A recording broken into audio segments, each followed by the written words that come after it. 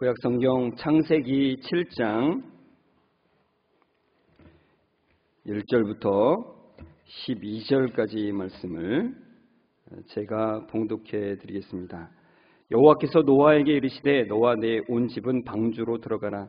이 세대에서 내가 내 앞에 의로움을 내가 보았음이니라. 너는 모든 정결한 짐승은 암수 7씩 부정한 것은 암수 2씩을 내게로 데려오며 공중의 새도 암수 7씩을 데려와 그 씨를 온 지면에 유전하게 하라. 지금부터 7일이면 내가 40주야를 땅에 비를 내려 내가 지은 모든 생물을 지면에서 쓸어버리리라. 노아가 여호와께서 자기에게 명하신 대로 다 준행하였더라.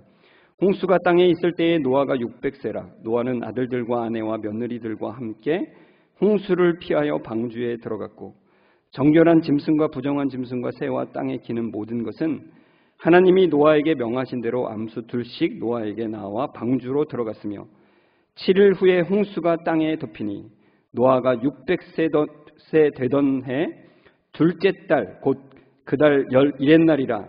그날에 큰 기품의 샘들이 터지며 하늘의 창문들이 열려 40주야를 비가 땅에 쏟아졌더라. 아멘. 우리 옆 사람과 다시 한번 인사하겠습니다. 말씀에 은혜 드세요. 이렇게 인사했으면 좋겠습니다.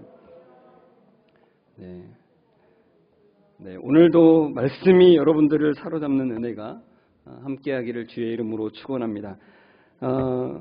여러분, 오늘 말씀의 제목은 방주로 들어가라고 하는 말씀입니다. 창세기 6장 그러니까 오늘 본문의 좀 앞쪽을 보면 6장 13절에서 14절에 이렇게 말씀합니다.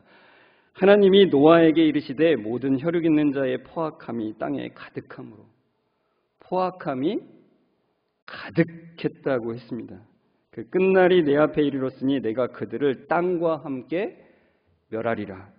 너는 고페르나무로 너를 위하여 방주를 만들되 그 안에 칸들을 막고 역청을 그 안팎에 칠하라. 이렇게 말씀합니다. 그러니까 여러분, 노아 시대에는 이 아담과 하와가 지었던 죄로 인한 그 죄의 영향이 점점 커졌습니다. 그래서 죄악은 점점 극에 달았습니다. 그러니까 위에 계신 하나님을 바라보는 것에서 모든 것은 자기 중심이 됐다고 그랬죠. 그래서 자기가 기준이 되고 자기가 선악을 판단하는 위치에 서게 된 거예요. 그래서 우리가 살펴보았듯이 자기 형제를 죽이게 되고 그리고 자기 자식을 죽이고 다른 사람을 죽이는 것이 아무런 꺼리낌이 없는 자리까지 가게 된 겁니다. 그리고 그 포악함이 가득했다는 말이 그거예요. 전혀 이제 하나님을 바라보는 것 없이 자기가 모든 거예요, 자기가. 그러니까 하나님께서는 그 포악한 자들을 이제 심판하시기로 하시죠. 그리고서 노아에게 방주를 만들라고 하십니다. 노아는 그 말씀에 순종해서 이제 방주를 만들기 시작을 하죠. 여러분, 성경에 나와 있지는 않지만 노아가 방주를 만들 때 그걸 바라보던 지켜보던 사람들의 반응을 예상할 수 있지 않겠습니까? 저 앞에 있는 그림을 자세히 보시면 사람들이 이제 와서 노아가 만드는 걸 보고 있는 거예요. 근데 다들 손가락이 어떻게 돼 있어요? 이러고 있죠. 그리고 표정들은 비웃는 표정입니다. 자신들의 멸망이 이제 지금 다가오고 있는데 그걸 전혀 모르고 사실은 이제 이걸 노아가 미쳤다고 생각이 드는 거죠. 여러분, 우리가 영화들을 보면 지구 멸망을 다룬 영화들이 있죠. 저 영화는 이제 딥 임팩트라고 하는 영화인데 그 혜성이 너무나도 거대한 혜성이 이제 지구로 이제 다가오고 있고 그게 지구에 떨어지면은 지구가 멸망한다는 이제 그런 설정이 있습니다. 그래서 여러분 그럴 때 이제 질문들을 하죠, 사람들이. 그 거대한 혜성이 떨어져서 지구가 일주일 후에 멸망한다면 당신은 그 일주일 동안 뭘 하겠습니까? 또 24시간 남았다면 24시간 동안은 뭘 하겠습니까? 이렇게 해서 자기 예상을 하게 하죠. 근데 여러분, 이런 질문들을 할 때 보통 우리는 이제 지구의 멸망이 올 수도 있겠구나 이런 생각들을 하는데 지금은 최첨단 장비들이 사실 있잖아요. 그래서 그런 것들을 관측하고 또 뉴스를 통해서 우리에게 즉각 알려주죠. 그러면 우리가 그런 뉴스를 만약에 우리가 들었다면 한편으로는 이제 하도 세상이 흉흉하니까 우리는 그렇죠. 담담하게 그걸 받아들일 수도 있어요. 근데 한편으로는 두렵지 않겠습니까? 곧 지구가 멸망한다는데, 곧 죽음이 내 앞에 다가온다는데 얼마나 두려움이 있겠습니까? 그렇죠. 그런데 사실 이 시대 사람들에게는 너무나 황당한 얘기예요. 하나님께서 홍수로 이 땅을 멸하신다는 게 자기 중심성으로 가득 찬 그들에게는 하나님의 말씀이 들어오지도 않을 뿐더러 홍수를 경험해 보지도 않은 그들에게는 너무나 황당한 얘기죠. 설령 비가 내려서 홍수가 난다 해도 이렇게 큰 배를 지을 필요가 있겠어. 나는 그냥 헤엄쳐서 살을 내. 나는 산으로 도망가서 살을 내. 뭐 이런 생각들을 하게 되는 겁니다. 그러니까 그 경고의 메시지는 차라리 그들에게는 조롱의 대상이 되는 거죠. 하나님께서는 방주를 노아에게 직접 만들라고 하시잖아요. 저는 그런 생각이 들었어요. 하나님이 그냥 뚝딱 배를 만들어 주시면 어땠을까? 참 노아 너무나 고생했을 텐데. 여러분 저 당시에 무슨 배를 만드는 기술이 있었겠습니까? 특히 저렇게 커다란 배를 만드는 기술은 전혀 없었겠죠. 그러니 노아가 하나하나 그 나무를 깎아서 붙이는 거나 이런 재료들을 구하는 것부터 시작해서 깎는 것, 접합하는 것, 이 모든 것들을 자기가 연구해 가면서 해야 되는 거예요. 그러니 저희 얼마나 오랜 시간이 필요하고 힘든 작업이겠습니까? 그리고 인부가 많지가 않아요. 저런 커다란 배를 만들려면은 인부가 좀 많아야 되는데 고작 노아랑 그 세 아들밖에는 이걸 일할 사람이 없어요. 며느리들이나 아내가 도와줄래 봐야 얼마 도움이 안 되겠죠. 그러니까 이 몇몇 안 되는 사람들로 저 커다란 배를 만들어야 되니까 너무나 커다란 수고와 너무나 오랜 기간이 필요하다는 것입니다. 그런데 여러분, 이 오랜 기간이 걸린다는 것이 사실 다른 면으로 보자면 굉장한 의미가 있는 거예요. 하나님이 뚝딱해서 그 배를 만들어 주시지 않고 오랜 기간이 걸린다는 것에는 굉장한 큰 메시지가 있습니다. 하나님께서는 한 사람이라도 더 이 배를 만드는 장면을 보고서 그 방향을 틀어서 돌아오기를 기다리고 계시는 거죠. 계속해서 기회를 주고 계시는 겁니다. 그냥 잠깐 1, 2년도 아니고 몇십 년, 그냥 100년이 가까운 시간이 들었을 것 같아요. 그 기간 동안에 사람들은 황당하다고 생각하지만 그들에게 엄청난 메시지를 던지고 있는 겁니다. 여러분, 창세기 3장 설교할 때 말씀드렸죠. 죄의 본질은 우리 스스로가 선악의 판단자가 되는 것이라고 말씀드렸습니다. 창세기 3장 5절에 뱀이 그렇게 말하잖아요. 너희가 그것을 먹는 날에는 너희 눈이 밝아져 하나님과 같이 되어 선악을 알 줄 하나님이 아심이니라 이렇게 말해요. 그러니까 이 말은 그거예요. 너희들이 선악의 판단자가 되어야 돼. 너희들이 하나님 자리에 올라갈 수 있어. 너희들 마음대로 해야 돼. 하나님은 그걸 원하지 않아서 너희들에게 숨기는 거야. 이렇게 해야 되는 거죠. 그런데 내 마음대로 되는 것이 좋을 줄 알았는데 그게 비극의 시작이라는 겁니다. 영적인 감각이 죽어서. 사실 그 영적인 것이 죽는 게 진짜 죽음이에요. 성경이 말하는 것은 영혼과 육이 분리되는 것은 첫 번째 죽음이고 하나님과 분리되는, 그러니까 영적으로 죽는 것이 진짜 죽음이라고 말씀하고 있는 거예요. 근데 그 영적인 것이 죽어서 보이는 것만 보고 그것에 집착하는 상태가 돼버린 거예요. 하나님은 거기서 돌이키라고 말씀하시는 거예요. 그 배가 천천히 지어지는 것을 보고서 돌이키라고 말씀하시는 거죠. 계속해서 돌이키는 기회를 하나님께서 그들에게 주고 계시는 겁니다. 그 노아의 방주가 지어지는 그 오랜 기간 동안 그 기회의 때가 주어지고 있다는 것입니다. 방주가 지어지는 내내 하나님은 말씀하고 계신 거예요. 그들에게 너희의 방향을 틀어라. 너희의 방향을 내 자기 중심에서 하나님의 방향으로 틀어라. 내 자신이 주인이 되어 사는 삶에서 하나님이 참된 주인이 되는 삶으로 방향을 틀어라. 그렇게 내내 말씀하고 계시는 거예요.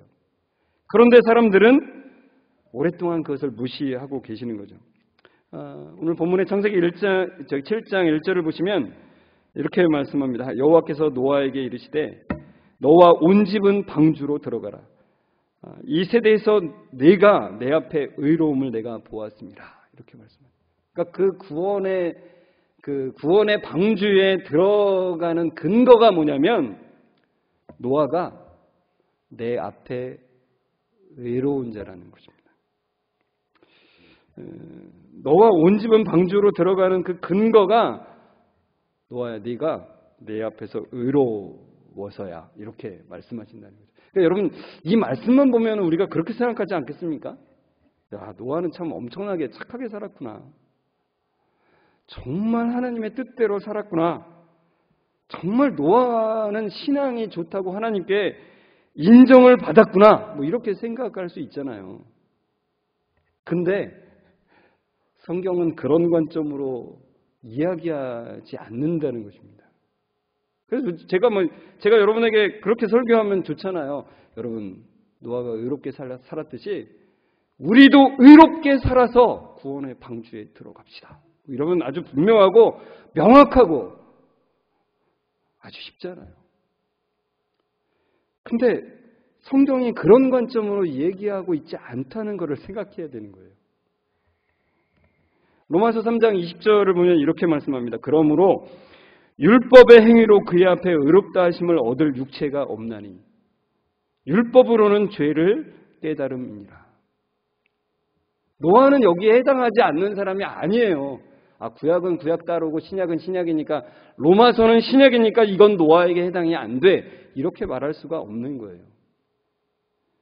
어느 누구도 자신의 행위로 하나님 앞에서 의롭다 하심을 인정받을, 의롭다 하심을 얻을 자는 아무도 없다라고 성경은 분명하게 얘기를 해요.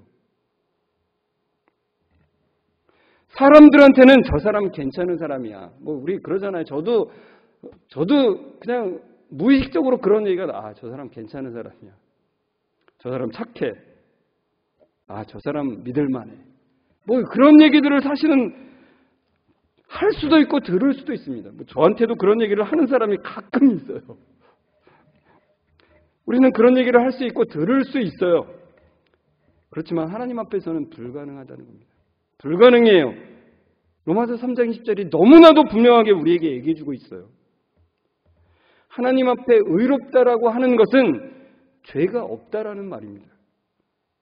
근데 여러분 생각해 보십시오. 하나님 앞에 죄가 없을 수가 없죠. 여전히 자신이 선악을 판단하는 기준이 되어서 자기 중심대로 살아가는 것이 우리의 중심에 있는데 그렇게 생각하고 판단하고 행동하는데 어떻게 우리가 하나님 앞에서 죄가 없다라고 말할 수가 있어요? 의롭다라고 말할 수가 없는 거죠. 그렇다면 어떻게 여러분 노아는 하나님 앞에서 의롭다라고 인정을 받은 걸까요? 그 이야기를 창세기 6장 8절이 너무나 명확하게 얘기를 해주고 있습니다. 같이 읽어볼까요? 그러나 노아는 여호와께 은혜를 입었더라. 바로 이겁니다. 노아도 별다를 것이 없는 사람이에요. 제가 지난번에 말씀드렸죠. 바울도 별다를 것이 없는 사람이고요. 다윗도 별다를 것이 없는 사람이에요. 우리와 성정이 똑같아요. 그러나 다른 것은 무엇이냐면 노아는 여호와 하나님께 은혜를 입었다는 것입니다. 여기서 입었더라라는 말은 히브리어로 마차라는 말입니다. 저기 앞에 적어놨죠. 마차입니다. 우리가 타는 그 마차랑 말이 끄는 마차랑 그 발음이 비슷하죠. 마차. 근데 이 마차라고 하는 말의 뜻은 뭐냐면 발견하다, 얻다, 찾다라고 하는 말입니다. 그러니까 이 원어적인 의미로다가 이걸 다시 해석하자면 그런 거예요. 노아는 하나님 안에서 자기 자신을 죄로부터 벗어나게 하시는 하나님의 자비를 발견한 것입니다. 그러니까 노아는 하나님의 자비를 얻은 것입니다. 자기 스스로는 절대로 의롭다라고 칭할 수 없다는 것을 노아는 알았고, 그래서 하나님이 베푸시는 그 자비를 받아들였다는 얘기입니다.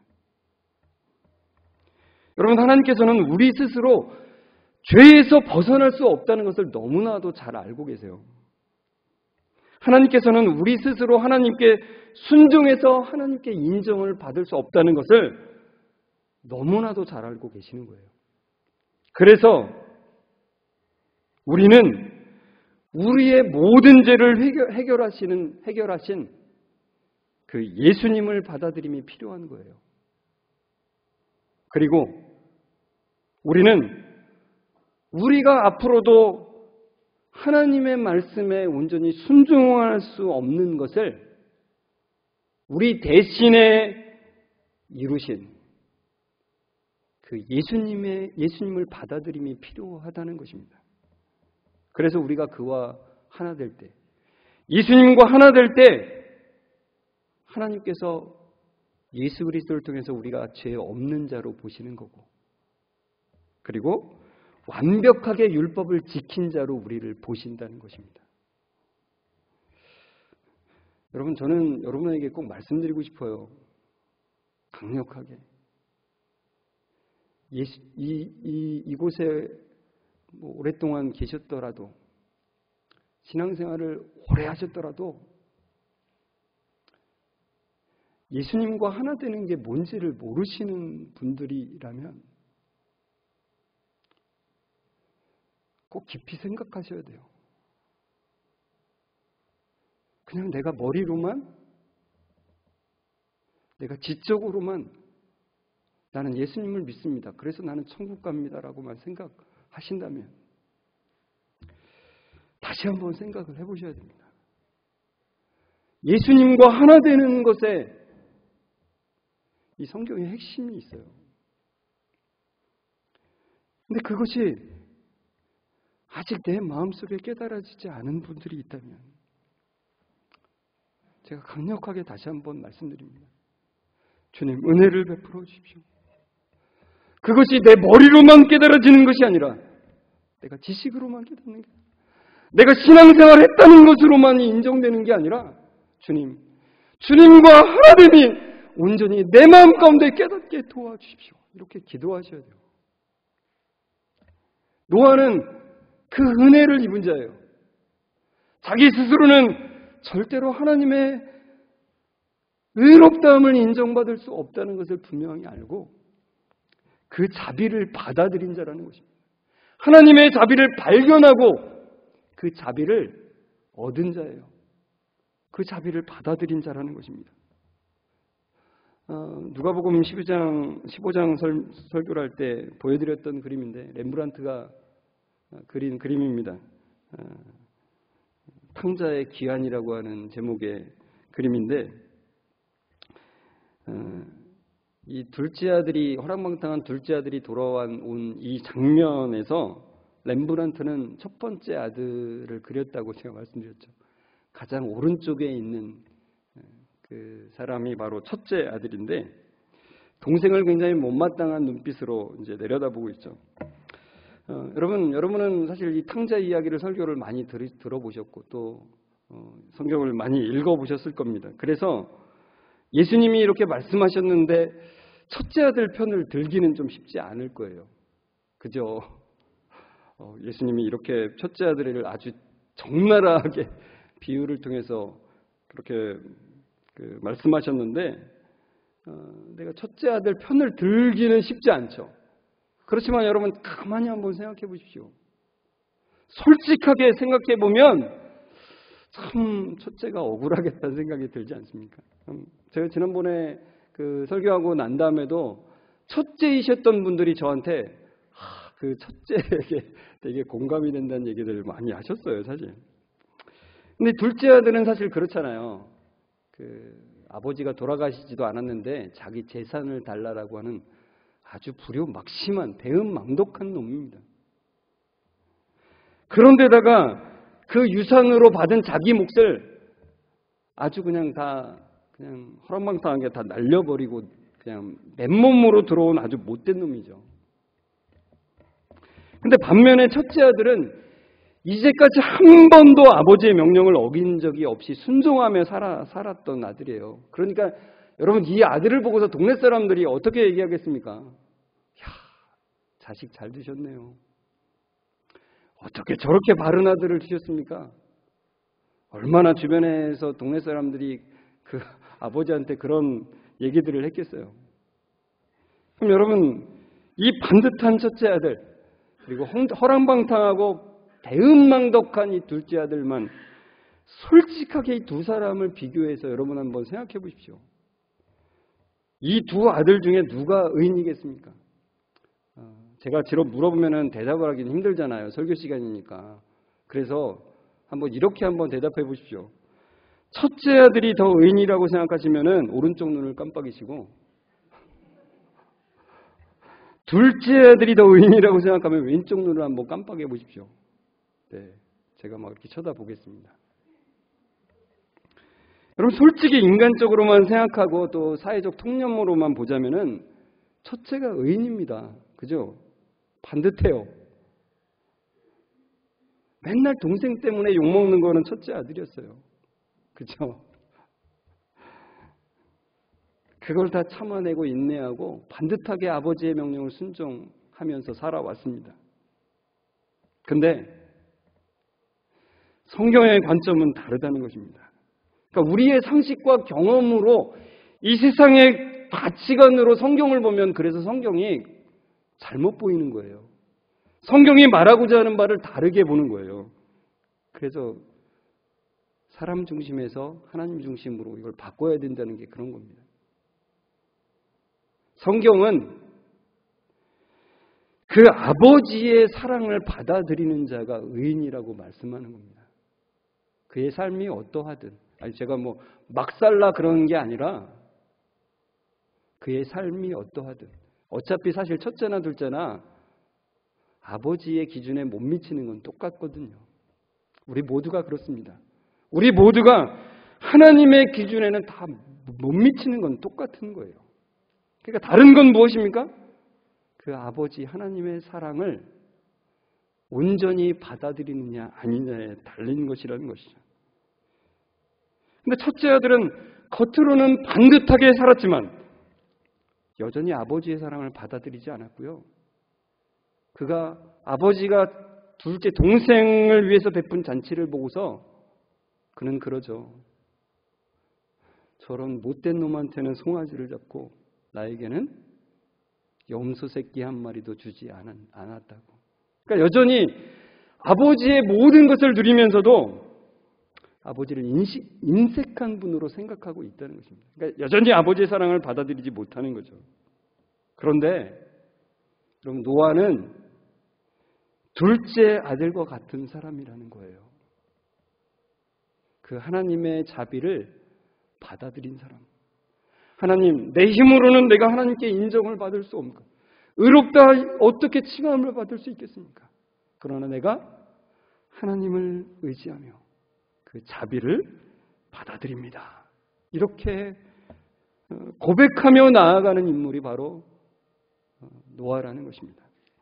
2절에서 4절을 보시면 이렇게 되어 있습니다. 너는 모든 정결한 짐승은 암수 7씩, 부정한 것은 암수 2씩을 내게로 데려오며 공중의 새도 암수 7씩을 데려와 그 씨를 온 지면에 유전하게 하라. 지금부터 7일이면 내가 40주야를 땅에 비를 내려 내가 지은 모든 생물을 지면에서 쓸어버리리라. 16절에 보시면 여호와께서 그를 들여보내고 문을 닫으시니라. 이제 방주가 완성이 됐습니다. 그리고 하나님께서 노아에게 땅의 모든 동물과 공중의 새들을 방주에 들여보내라고 말씀하세요. 그 들여보내는 기간이 며칠이요? 7일입니다. 그러니까 7일 동안 동물들을 들여보내고 노아의 가족들도 준비를 해야 되겠죠. 그런데 여러분, 이 7일이라는 것은 우리의 또 다른 의미가 있어요. 여전히 방주가 마지막으로 열려있는 기간이라는 거예요.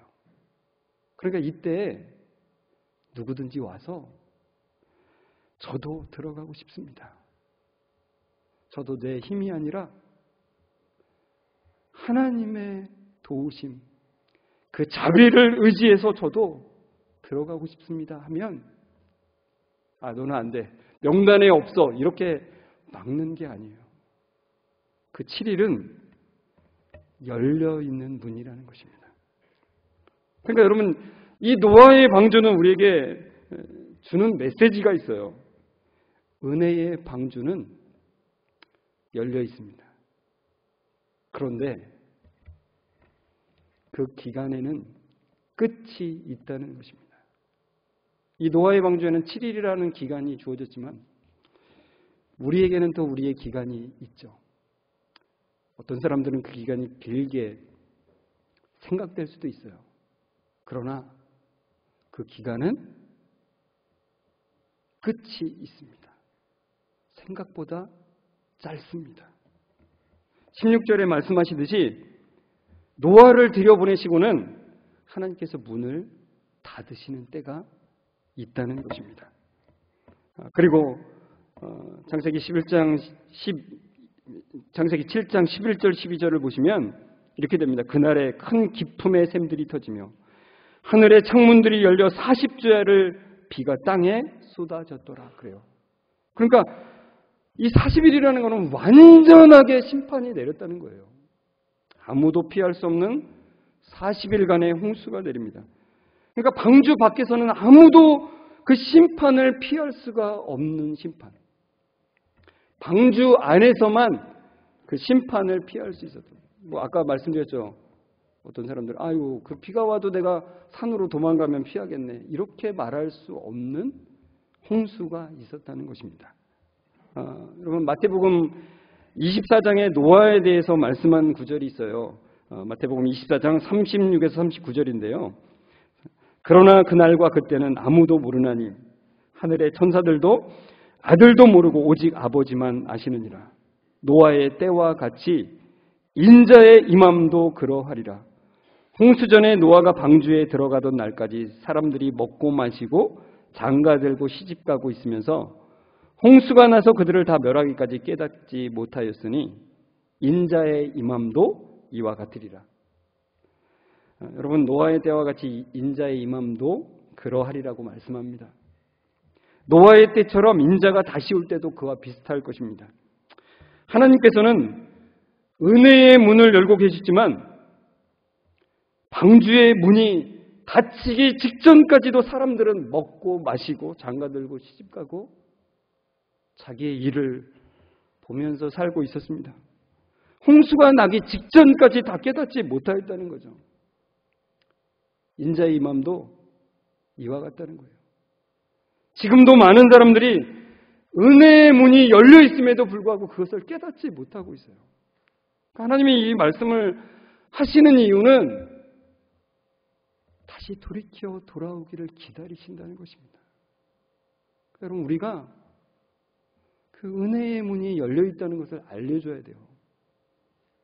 여러분의 가족들에게, 여러분의 이웃들에게 그 은혜의 문이 아직은 열려 있다는 것을 계속해서 말씀해 주셔야 돼요.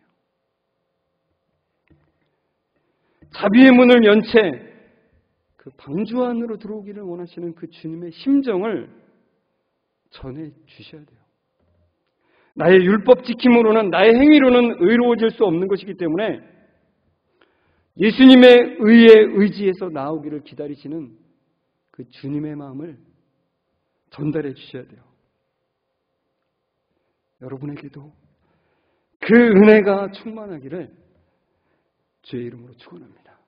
이 시간에 우리 함께 일어나서 같이 찬송하시는데 찬송가 521장을 찬송합니다. 구원으로 인도하는 찬송의 3절 가사인데 우리 자신의 공로로는 절대 구원과는 상관이 없습니다.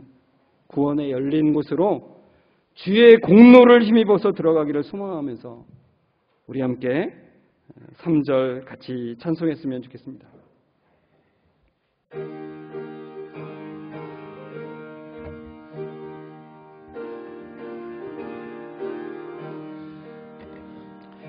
구원의 문 열렸으니 주의 공로 힘입어 주저 말고 들어가서 생명길로 갑시다. 구원의 문 닫힌 후에 들어가고 싶으나 한 번 닫힌 구원의 문 또 열려지지 않으리. 구원으로 인도하는 그 좁은 문 들어가 영생으로 인도하는 그 생명길 가. 구원의 문 열렸으니 구원의 문 열렸으니 주의 공로 힘입어 주저 말고 들어가서 생명길로 갑시다. 구원의 문 닫힌 후엔 들어가고 싶으나 한 번 닫힌 구원의 문 또 열려지지 않으리. 구원으로 인도하는 그 좁은 문 들어가 영생으로 인도하는 그 생명길 갑시다. 하나님 감사합니다. 우리에게 자비의 문을 여시고 기다리시는 하나님 참 감사드립니다. 스스로 선악을 판단하는 자리에서 스스로 왕노릇하는 데서 돌이키기를 원하시는 하나님, 오늘도 그 날개, 그 은혜의 날개 아래 거하기를 원합니다. 주님의 보호 아래 있기를 원합니다. 우리 스스로의 공로를 의지할 때는 멸망길로 가는 것임을 주님 우리에게 알려주셔서 감사합니다. 예수 그리스도의 공로를 힘입을 수 있는 은혜를 주심에 감사드립니다. 오늘도 그 문으로 들어가 영생을 누리게 하여 주옵소서. 그리고 그것을 알지 못하는 자들에게 아직은 구원의 문이 열려 있음을, 은혜의 문이 열려 있음을 전하는 은혜가 우리 가운데 있기를 원하오니 주님 함께해 주옵소서. 우리 성광교회 모든 성도들을 붙들어 주셔서 이번 한 주간도 앞으로의 모든 삶도 이 은혜를 전하는, 이 은혜를 누리는 귀한 삶들 되게 주님 도와 주옵소서. 주님께 모든 영광 올려드리며 예수 그리스도의 이름으로 기도드리옵나이다. 아멘. 우리 주 예수 그리스도의 은혜와 하나님의 사랑하심과 성령님의 교통하심이 아직도 우리에게 은혜의 문을 열어주시고 애타게 기다리시는 그 주님의 사랑에 반응하며 나아가기를 소망하는 모든 성광교회 성도들과 그 가정 외에 지금부터 영원까지 함께 있을지어다. 아멘.